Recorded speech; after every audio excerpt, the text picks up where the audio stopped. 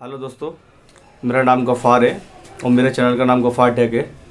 तो जैसे कि आप जानते ही हो, हर एक वीडियो में आपकी जानकारी के लेके आता हूँ। जैसी में जानकारी मेरे को आपके कमेंटों में मिलती है तो वैसे ही मैं आपको जानकारी दे देता हूँ। तो दोस्तों, वैसे भी आपने कुछ कमेंट किए थे तो उन्हीं कमेंटों के लिए मैं कुछ आज आपके जो कमेंट थे उनके ही सवाल लेकर आया हूँ मैं। तो जो भी आपने मेरे से पूछा था, तो कुछ भाइयों के कमेंट ये थे, तो जो हमारे वेंडर भाई हैं कि हमारे आपने नई दीवार और पुरानी दीवार के बारे में तो बता दिया कि किस तरह से हम टेक्सचर करते हैं और किस तरह से पुरानी दीवार पे और नई दीवार पे हमें करना चाहिए शुरू से लेकर एंड तक आपने बताया था। लेकिन क्या है कि सफ़ेदी की जिसकी दीवार हो, सफ़ेदी की और ट्रैक्टर मिल्सन डिस्टेम्बर की और हमारी समोसम वाली जो दीवार होती है उन पर कैसे करते हैं हम। तो दोस्तों, मैं उन्हें बताना चाहता हूँ कि किस तरह से हम ये काम हमें करना चाहिए और किस तरह से नहीं करना चाहिए। तो दोस्तों, अगर जैसे कि आपकी सफ़ेदी की या समोसम या डिस्टेम्बर की, मतलब तीनों ही चीज़ एक सी हैं, क्योंकि अगर इस पर हम अच्छी क्वालिटी का अगर काम करते हैं, सफ़ेदी या समोसम या डिस्टेम्बर, तो इन पे तीनों को एक ही तरह से करना पड़ता है कि तीनों को अच्छी तरह से हमें निकालना होता है।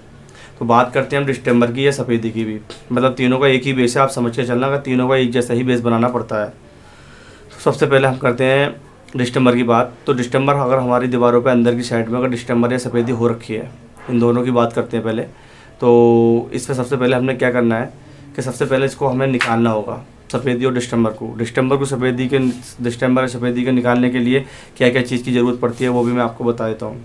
सबसे पहले जो हमारी ज़रूरत की चीज़ें हैं, एक तो पत्ती होती है, जो हमारी आपने देखी होगी पत्ती, जिससे हम फिलिंग वगैरह पुट्टी, बिल्ला पुट्टी की जो पुट्टी करते हैं, या जब कोई भी पुट्टी हो जिससे हम लगाते हैं, जो पत्ती होती है हमारे पास, तो वो हमें हमारे हाथ में होनी चाहिए। तो जैसे कि अगर डिस्टेम्बर है तो डिस्टेम्बर के ऊपर पहले आप तो ब्रश के साथ पानी लगा लें, आसान तरीका उतारने का उसे।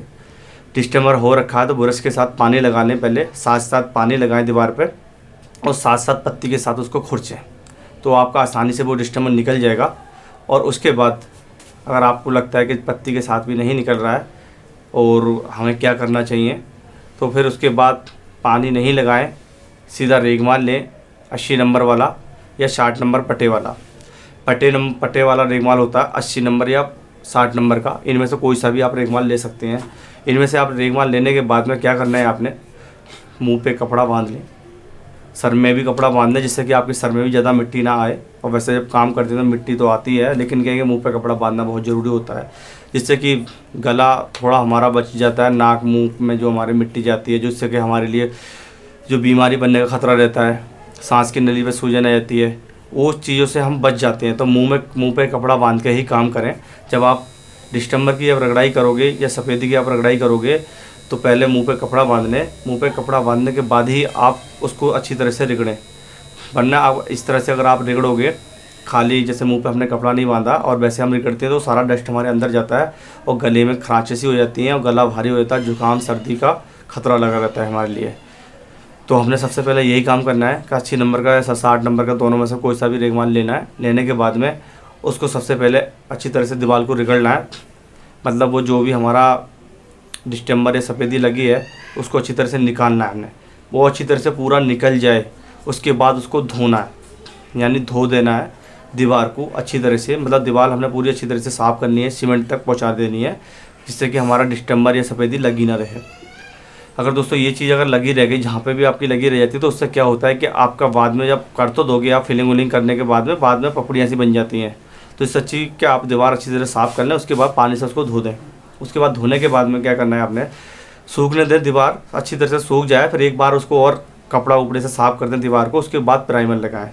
अंदर के लिए जो प्राइमर है हमारा, वो इंटीरियर प्राइमर मिलता है, कोई सी भी कंपनी का ले सकते हैं आप, नेरोलक, बर्जर, ब्रिटिश, मतलब कोई सी भी कंपनी का आप ले सकते हैं, या एशियन भी ले सकते हैं, जो भी आपको कंपनी का मिलता है। अंदर का जो प्राइमर है इंटीरियर प्राइमर मिलता है।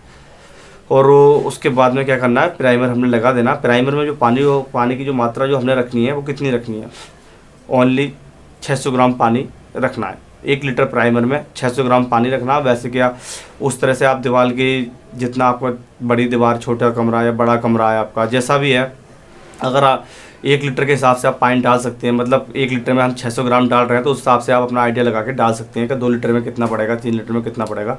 तो वो तो खुद आप समझदार हो, वो डाल सकते हो आप। मैं शुरू में 1 लीटर के ही बारे में बता रहा हूँ आपको, ठीक है। उसके बाद में आपने क्या करना है, वो सूख जाए आपका, सूखने के बाद में आपने कोई सी भी कंपनी, जो भी आपको कंपनी आपके शहर में मिलती हो, जो भी आपके डीलर के पास मिलती हो, उस कंपनी की आप पुट्टी लेके आएँ। पुट्टी लाने के बाद उसे पानी में डालें, मतलब आपकी जो बोरी आएगी उसके अंदर से जितनी भी आपको पुट्टी लगानी है दीवार पे, उसको पानी के अंदर मिक्स करें।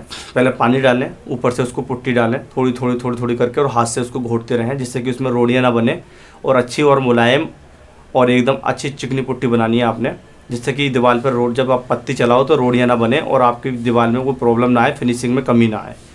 तो पुट्टी के अंदर आपने रोड़ियाँ सारी ख़त्म कर देनी है। और आपने पुट्टी किस तरह की बनानी है वो मैं आपको बता देता हूँ।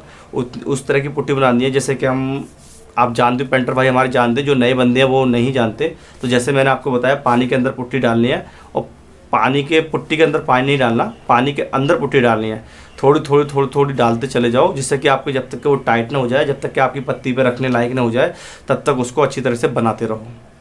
ये आपका हो गया। उसके बाद पहले जब आपकी वो बन जाए, उसके बाद आपने क्या करना है कि अच्छी तरह से उसको दीवार पे खींचना है, पत्ती के साथ या गुरमाली के साथ। आपका एक पुट्टी में आपकी फिनिशिंग नहीं आएगी, 2 में भी नहीं आएगी, 3 पुट्टियों में आपकी 3 बार अगर पत्ती के साथ या गुरमाला के साथ आप लगाते हो तो फिनिशिंग अच्छी आ जाएगी।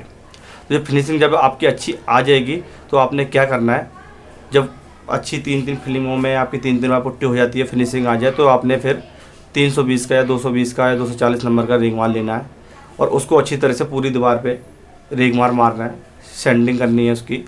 और उसके बाद रेगमार मारने के बाद क्या करना है, आपने अच्छी तरह से उसे दीवार को झाड़ना है। झाड़ने के बाद में उसको प्राइमर, जो हमारा जो मैंने बताया था आपको पीछे, प्राइमर जो होता है इंटीरियर प्राइमर, जब आपकी दीवार झड़ जाए तो वो प्राइमर को अच्छी तरह से 1 लीटर में 600 ग्राम पानी डाल के, तो ब्रश के साथ या रूलर के साथ आप उसको मार सकते हैं। उसको अगर जैसे कि आपकी सिंपल दीवार है, अगर सिंपल आपको पेंटिंग करनी है, तो सिंपल पेंटिंग जो करनी है तो आप रूलर से काम करना चाहते हो तो रूलर से ही आप प्राइमर लगाना, रूलर से ही आपको 3 कोट पेंट के मारने पड़ेंगे। अगर टेक्सचर करना चाहते हो तो ब्रश से आप प्राइमर मार सकते हो, कोई प्रॉब्लम नहीं है, ब्रश से ही आप प्राइमर मारना, कोई टेंशन नहीं। उसके बाद जब आपने प्राइमर लगा दिया, प्राइमर के ऊपर आप अगर पुट्टी का अगर टेक्सचर लगाना चाहते हो, पुट्टी का अगर टेक्सचर निकालना चाहते हो, तो आप टैप लगाना चाहते हो तो टैप लगा के भी पुट्टी प्राइमर के ऊपर निकाल सकते हो। अगर बिना टैप के भी अगर डिजाइन निकालना चाहते हो तो प्राइमर के ऊपर बिना टैप के आपका टेक्सचर पुट्टी के साथ या सुपर फाइन जो हमारा माल आता है उसके साथ आपका डिज़ाइन निकल जाएगा। मतलब कोई भी डिज़ाइन उसके साथ कर सकते हो, क्योंकि आपका बेस अच्छा बन गया है। करते हैं बात हम रॉयल प्ले की बात।